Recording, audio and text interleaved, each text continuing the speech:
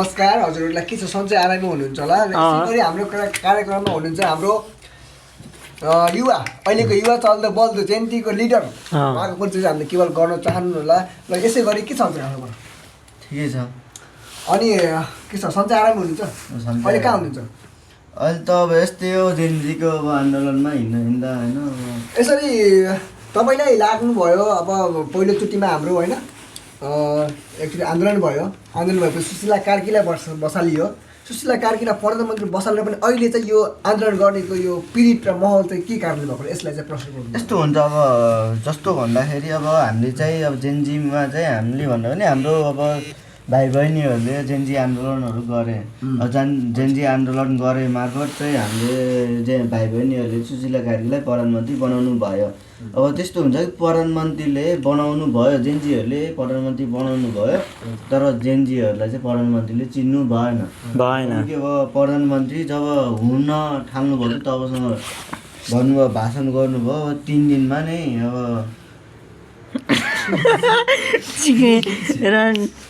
भन्नु त भन्नु पत्रकार चुरोटको लागि बसिरहेको गर्छ त भन्नु कस्तो हुँदैन के गर्नुभयो कि जहाँ जेन्जीको माग पुऱ्याइराख्नु भएको छ यस्तो अब भन्दाखेरि कस्तो भन्दाखेरि अब जब अब जेन्जीहरूले अब चुनावमा त्यो के भन्छ नि अब देशमा प्रधानमन्त्रीले राजीनामा दिइसक्नु भएको थियो होइन केपी शर्मा ओलीले तब केपी शर्मा ओलीले राजीनामा दिँदा अनि त्यतिखेर अब देशमा प्रधानमन्त्री भएन देशमा राष्ट्रपति पनि थिएन होइन अनि त्यहाँबाट चाहिँ अब देशमा राष्ट्रपति नभएको कारणले देशमा विदेशी सेनाहरू घुस्छ कि भन्ने कारणले चाहिँ देशमा जेन्जीहरूले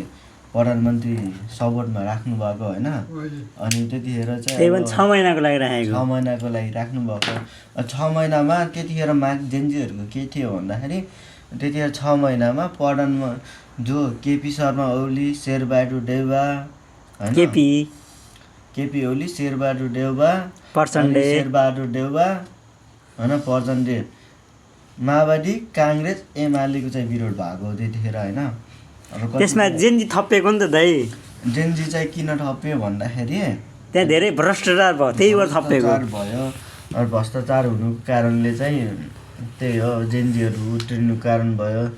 यस्तै कारणले अब त्यही हो अब सुशीला कार्कीहरूलाई नि कति हटाउने भन्ने विरोध भइरहेको छ होइन सुशीला कार्की कति दिन नै बाँचिन् र त्यही भएर राम भनेर हो अब केपी शर्मा ओली अब युवा लिने भन्ने घोषणा भयो जनताहरूले होइन दाइ तर केपी शर्मा ओलीले भन्नाले त सुशीला कार्की त मुजी अब त्यो आइन होइन बिचमा होइन त्यसको लागि त मुझे हर्क सम्पन्न त समर्पण थियो नि त म बन्छु प्रधानमन्त्री भन्नु तर हर्क सम्पलाई किन बनाएन त भन्नु हर्क सम्पलाई नबनाउनु कारण चाहिँ अहिले के नबनाउनु अहिलेको पहिलाको कुरा भन्ने अहिलेको कुरा गर्ने अहिले जुन जेन्जी आन्दोलन भएर विरोध भयो प्रधानमन्त्री प्रधानमन्त्री हटेपछि रहने त्यो हर्क सम्पाङ आउँछु भन्नु अनि सुशीला कार्की त त्यो नामै थिएन नि त हर्क सम्पाङ आउँछु भन्थ्यो नि त अन्त हर्क सम्पाङलाई छोडेर किन सुशीला कार्की बिचमा आयो जेन्जीको के माग नै पुरा नभएर हो कि के कस्तो यस्तो अब सरकार जुन छ नि सरकारले के थियो केपी शर्मा ओली थियो होइन केपी शर्मा ओली थियो सरकार त्यतिखेर थियो सरकार भाग्यो अब जेन्जीहरूले अब आर्दोसन गरे होइन सिङ्गलहरू अब के गरे होइन कि तिनीहरूले निर्णय ल्याउन नसकेर हो कि म प्रधानमन्त्री बन्छु भनेर कि त्यो निर्णय ल्याउन नसकेर पनि त्यो पनि सुशीला कार्की त पनि पुरानो हो नि त त्यो त सभापुष हो नि त न्यायाधीश हो नि त सुशीला कार्की हो कि नै न्यायाधीशलाई किन प्रधानमन्त्री बनाउन खोज्यो तिनीहरू जेन्जीहरूले किन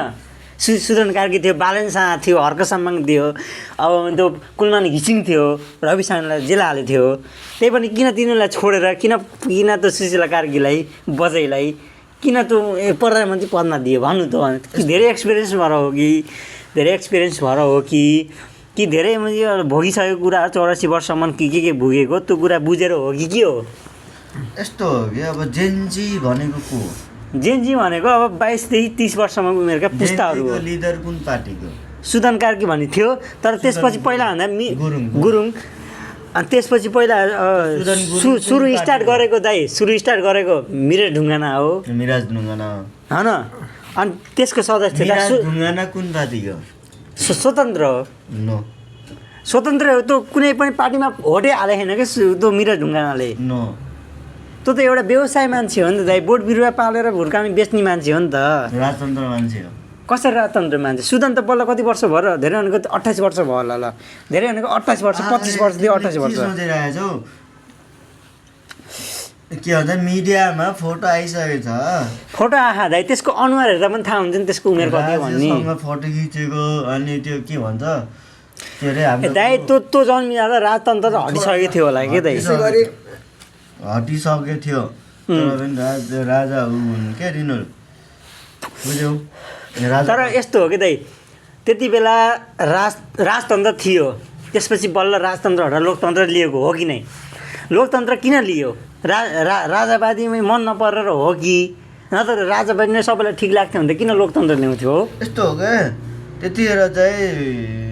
चाहिँ मलाई त्यति अनुभव छैन बुझे अनुसारको कुरा होइन अब किनकि अब त्यतिखेर जन्मेको छैनौँ होइन हामी त होइन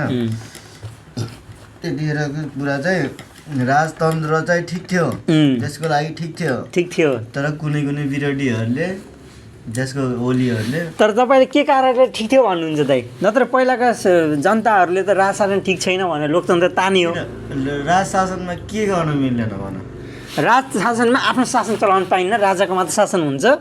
जसमा राजाले यो न्याय छ ठिक छ भने ठिक छ छैन भने ठिक छैन जनताहरू मुझे हार मानौ हो त्यस्तो हुन्थ्यो दाइ अनि अहिले के छ अहिले त दाइ न्याय छ जतासुकै न्याय पनि अन्ध हो कि न्याय कहाँ छ अहिलेको अवस्थामा हेरौँ हाम्रै गाउँको हाम्रै कञ्चन गाउँपालिका हो किन त्यो कञ्चन गाउँपालिकामा निशान्त शर्मा मेरै गाउँको मेरो घरदेखि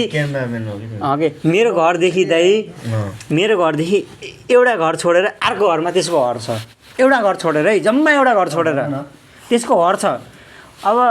अहिलेको अवस्थामा त्यो हेर्दाखेरि पहिला के भनौँ भन्दा हत्या गरेको भनौँ अघि नै हत्या गरेर नालीमा फालेको भनौँ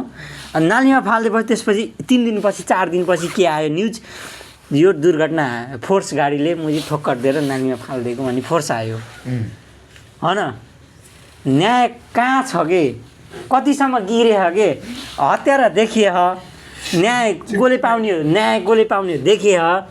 तर प्रशासनले कारबाही गर्न सकेन किन त्यो प्रधानमन्त्री कमी हो कि जनताले बुझाउन नसकेको हो कि प्रशासनले नमानेको हो त भन्नु न ल त भन्नु न तपाईँलाई थाहा नै निशान्त शर्मा घर कहाँ डुडेरीको ठ्याक्क अगाडिदेखि साइडमा घर त थाहा छैन होइन अब त्यही पनि म न्युज हेरिरहेको छु आन्दोलन भएको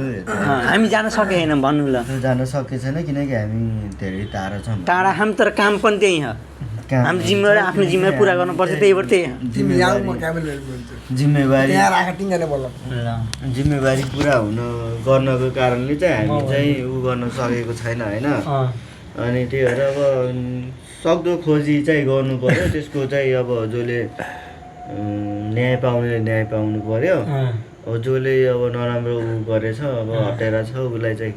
सक्दो कारबाही चाहिँ हुनुपर्छ होइन हुनुपर्छ दाइ अनि त्यो चाहिँ मेरो चाहिँ धारणा अब तर एउटा क्वेसन दाइ तर के हो भनेपछि तपाईँले त्यो मैले तपाईँलाई फोटो देखाइकिन त्यो एक्सिडेन्ट भएको त्यो टाउकोमा हानेको फुटेको देखाइकिन भन्नु त देखाएँ नि त्यो अवस्था हेर्दाखेरि तपाईँलाई के लाग्छ त्यो फोर्स गार्डले हानेरै हो त्यो फोर्स गार्डले हानेरै त्यो टाउको फुटेको फुटेको एउटा फुटे छैन नालीमा भित्र छिरेको हात यस्तो गरेको हातमा हिलो परेको त्यो हेर्दा तपाईँलाई लाग्छ कि त्यो फोर्स गार्डले हानेर त्यस्तरी त्यो त के भने प्लानिङवाला भयो कि प्लानिङ हानो प्लानिङले छोपो अनि नालीमा छिराइदियो हो त्यस्तो भएन नि त फोर्स गार्डले के गर्छ एक्सिडेन्ट हान चलिदियो त्यो हुन्छ नि हो कि नै प्लानिङमा भयो नि दाइ तर तपाईँले त्यो कसरी मान्छ जनताहरूले कि त्यो फोर्स गार्डले हाने एक्सिडेन्ट कसरी मान्छ के बुझ्नुपर्छ भन्दाखेरि हामीले हो दाइ अब चाहिँ अब गाडीले हाने भए चाहिँ अब त्यो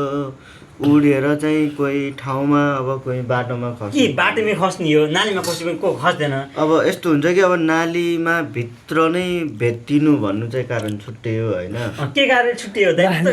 एक्सिडेन्टै हो कि दाइ एक्सिडेन्ट भन्दा मान्छे छोपेर पिटेर गाडेर त्यो चाहिँ मारेर त्यसपछि बल्ल नालीमा छिराएको त्यो एक्सिडेन्ट हो फोर्स गार्डले हानेको एक्सिडेन्ट हदै होइन कि दाइ कसरी तपाईँले यसो गर्न सक्नुहुन्छ भन्नु त एक्सिडेन्टको कुरा चाहिँ हामीले गरिन्न होइन त्यो एक्सिडेन्ट भएको होइन त हँदै होइन त त्यो एक्सिडेन्ट भएको भए उडाएर रोड सोडमा खस्नु पर्ने कि बाटोमा खस्नु बाटोमा खस्नु त्यो हान्दा त चिच्चाउँछ नि मान्छे अया त भन्छ नि त है अया पनि भने गाउँ त सुन्छ नि त त्यही घर अगाडि नजिक अगाडि घर छ नालीको भित्र चाहिँ खस्नु पर्ने आवश्यकता थिएन होइन अँ अब त्यतिखेर चाहिँ अब के भयो अब त्यतिखेर अब त्यो चाहिँ अब सरकारले दाइ यस्तो हो कि तपाईँ सरकारको तपाईँ मिडियामा हुनुहुन्छ है तपाईँले सरकार गोजीमा 100 रुपियाँ हालिदिनु तपाईँ 100 रुपियाँ हालेको तपाईँलाई थाहा तर सरकारले बुझ्दैन 100 रुपियाँ हाल्यो भने त्यसले बुझ्छ कि 50 ए दाइ सरकार के हो सरकार अन्धो हो क्या दाइ अब न्यायाधीशको न्यायमा त अब कालोपट्टि बाँधेको हुन्छ दाइ त्यसले थाहा हुन्न न्याय के हो अन्धो के हो यताउति थाहा हुन्न दाइ खुल्ला हुनु पऱ्यो नि त न्यायाधीशको त टाउकोमा पट्टी बाँधेर खुल्ला हुनु पऱ्यो नि त बल्ल देख्न सक्छ नि त हो कि न साथी तर मलाई एउटा नराम्रो लाग्यो दाइ तपाईँको गाउँ तपाईँ के कञ्चन गाउँपालिका हो कि छैन मैले गाउँपालिका त भन्नु कञ्चनै हो नि कञ्चन गाउँपालिका तपाईँको दायित्व हुन्छ कि तपाईँको गाउँमा साइडमा कुकुर मऱ्यो भने त्यो कुकुरलाई त्यतिकै छोडिदिनुहुन्छ कि त्यसलाई गाडेर ल ठिक छ यो मरेछ यताउति भने गाडेर दुर्गन्ध नफैलाओस् भनेर टालिदिनुहुन्छ कि त्यत्तिकै छोडिदिनुहुन्छ म चाहिँ कुकुर सम्बन्धी चाहिँ म सपोज भनेको इक्जाम्पलको रूपमा सरी है कुकुर सम्बन्धी चाहिँ म त्यस्तो लाग्दैन तपाईँलाई तर त्यो त मान्छे हो नि त हाम्रो त्यसको पनि नाक छ कान छ हाम्रो जस्तो अनुहार छ कपाल छ बाल छ रौँ छ होइन के भन्छु भन्दाखेरि अब कुकुर सम्बन्धी दाजेर हुन्न होइन हो कि होइन कुकुर सम्बन्धी मान्छे र दाजेर हुन्न किनकि अब मान्छे भनेको मान्छे हो मान्छे मानवता हुन्छ त्यही मानवताको कारणले चाहिँ हामीले चाहिँ अब यस्तो चाहिँ के भन्छ अरे अब मिडियामा आएर बकवास चाहिँ हामीले हुन्न दाइ तर सत्य तथ्य के हो भन्दाखेरि दाइ सुन्नु मेरो कुरा सत्य त के हो भन्दाखेरि एउटा मान्छेलाई छोपेर नालीमा हाल्नु र गाडीले सिधै नालीमा फोकस गरेर फाल्नुमा धेरै फरक छ दाइ किनभने कि त मर्डर हो कि त एक्सिडेन्ट हो कसरी मर्डर भन्नु नि दाइ यदि कोही मान्छेलाई मारे पार के नालीमै बस्छ भन्ने छ र छैन नि त सिधै नालीमा के ढक्कन खोलेर नाली कोचार देखेँ कि त्यो भने एक्सिडेन्ट कसरी मानिन्छ तर नेपाल प्रशासनले पटरी प्रशासनले के भने होइन यो फोर्स गार्डले हानेर एक्सिडेन्ट भएको यताउति भयो यस्तो त्यो मान्दैन कि टाउकोमा रड हानेको देखिए आँखा फुटेको देखिए दाइ तर त्यो मान्दा पनि कसरी प्रशासनले त्यो झुटो आरोप लाउँछ कि फोर्स गार्डले हानेको यताउति भन्नु कसरी भन्नु दाइ यस्तो हो कि प्रशासनले अब कि न्याय अन्धो भएको हो दाइ भन्दा भने न्याय अन्धो भन्दा नि कानुन कानुन अन्धो हो तर संविधानको पालना हामीले गरेछौँ संविधानमा रहेका अधिकार प्राप्त अथोरिटी प्राप्त मान्छेहरू हुन्छ नि सदस्य हुन्छ नि तिनले पालन गरेन पुलिसहरू हुन्छ नि पुलिस त हाम्रो त के सदस्य हो नि त यदि हामीले गर्न सकेको काम पुलिसले गर्छ भने हामी त्यसलाई मान्छौँ अब पुलिसले मोबाइल हराए पनि तिनीलाई भन्यो भने त मोबाइल प्राप्त हुन्छ सपोज नभए पनि हुन्छ मान्न पर्यो नि त अब त्यो त मर्डर हो नि दाइ त्यसलाई त्यो मर्डरलाई कसरी एक्सिडेन्ट मान्न सकिन्छ क्या त त्यो भन्नु नि तपाईँले कति अहिलेसम्म अहिले भैरवासम्म गए शान्ति चलाउनु दाइ किन गयो त्यतिकै त तिनीहरू एक्सिडेन्ट भन्नु थाहा भएको तिनी जान्थेन नि शान्त हुन्थ्यो र क्रियाकलाप गराउँथे जलाउँथे क्रिया बस्थे भ्याइन्थ्यो 13 दिनमा तर पनि अहिले पनि 3-4-5 दिन भइसक्यो दाइ 5 दिनसम्म पनि किन न्याय पाएको छैन कि न्याय नपाएर हो कि एक्सिडेन्ट मानेर हो मान्छेहरूले कि पैसा छिराएर हो दाइ त्यो भन्नु ल मलाई यस्तो हुन्छ कि अब के भन्दाखेरि होइन अब न्याय भन्ने चिज त्यो छुट्टै हो न्याय भन्ने छुट्टै हो र एक्सिडेन्ट भन्ने चिज छुट्टै हो होइन अनएक्सपेक्टेड हुन्छ एक्सिडेन्ट अब न्यायमा अब उसले तिमीले भन्यो कि त अब त्यो एक्सिडेन्ट होइन मर्डरै हो भन्नु खोज्यो त्यो मर्डरै हो क्या दाइ भन्नु न मर्डर हो भन्दैमा अब मैले भन्दैमा हुँदैन होइन नेपाल सरकारले नै घोषणा गर्नुपर्छ त्यसको लागि होइन नेपाल सरकारले अब के भन्छ अब नेपाल सरकार भनेको पुलिस हो नेपाल पुलिस प्रशासन सदस्य त्यहाँको सचिव यताउति सबै हो हामी जनता हामीले बोले पनि त्यसको प्रमाण खोज्छ प्रशासनले बोले त्यसको प्रमाण खोज्दैन होइन हामी बोले प्रमाण खोज्छ प्रशासनले बोले प्रमाण खोज्दैन बोलो त खोलो अब यस्तो हुन्छ कि अब नेपालको कानुन भनेको दैवत जानुन भन्छ